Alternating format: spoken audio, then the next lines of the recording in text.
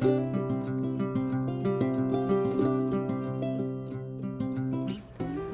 my most amazing artists. Today we are going to be working on our winter cityscape. So there are two parts that we are going to try to get finished today. Our painted paper and then the drawing of our winter cityscape.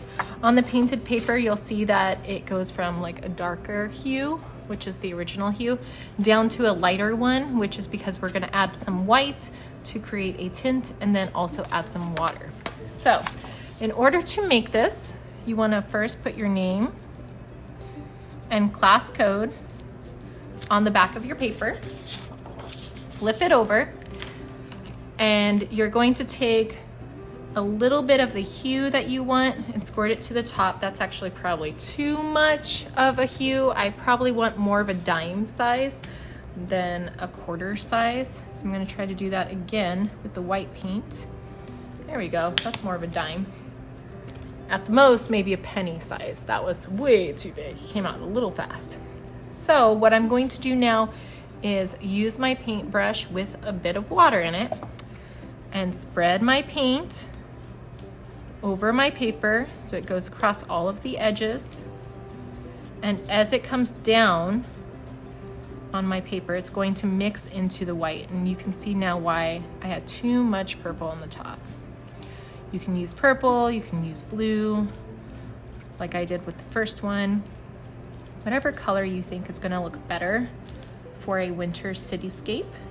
This is going to be the background. Okay, just kind of blend it in. This shouldn't take more than a few minutes once you have the paint on the paper.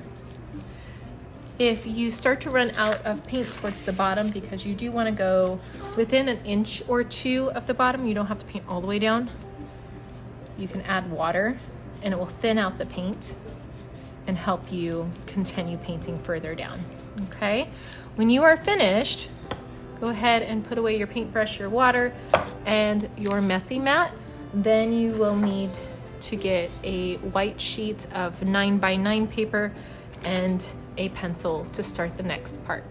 Okay, so now that I have my 9x9 sheet of white paper, a pencil, I'm going to use these drawing guides, architectural elements, and also some city kind of buildings to inspire my drawing and create my buildings. Now, the buildings need to be connected, okay? It will make it lots easier to cut it out. You're going to start with 3 tall diagonal lines. So let's figure out where I want to put these. Actually, you could possibly do 2 tall diagonal lines and make 3 buildings. That might be better. So let's do 2 tall diagonal lines. Just because our paper is a little smaller than the last time that I did this project.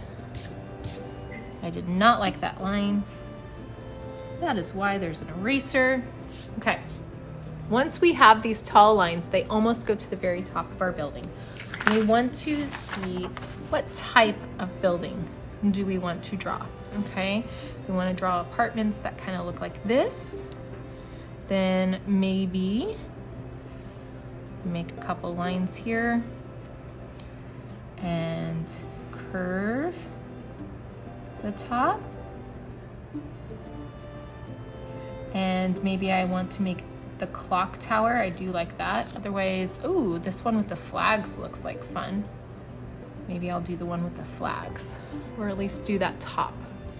Okay, for the next one, I've decided I want it to be shorter. So maybe this building is gonna go down to like here.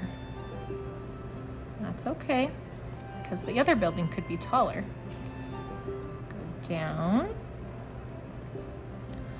Okay, and make the top of this building. Now, if I'm deciding to do flags or something else on the top, I need to make these flags big enough that I will be able to cut them out. So I'm actually only going to do 1 flag, so it's a little easier for myself to cut out, okay? I'm not gonna do all 3 because this is gonna be tricky as it is. Then let's move over to this building. Ooh, I like this one with the triangle on the top there. So let's break the building apart. Maybe I can make this line go like that. make the triangle like this. Oh, my line is not very straight.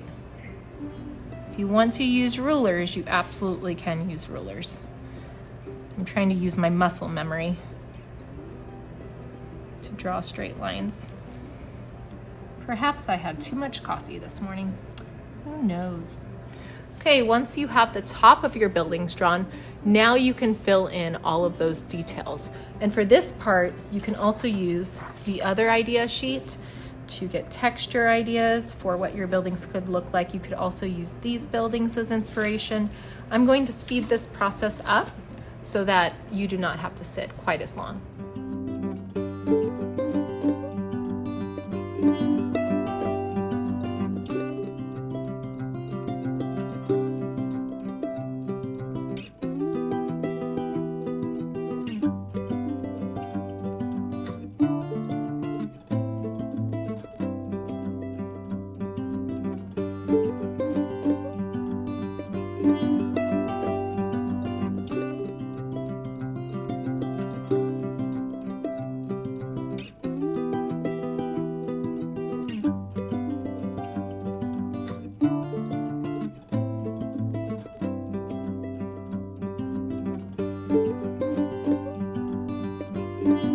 When class is over or you are finished with your drawing, be sure that you have your name on the back and your class code, which, as you can see, I forgot at the beginning. So double check it just in case you were like me and you forgot yours too. This is dry, so it goes in your class bin. Remember, the painting goes on the drying rack. I hope you enjoyed today's lesson.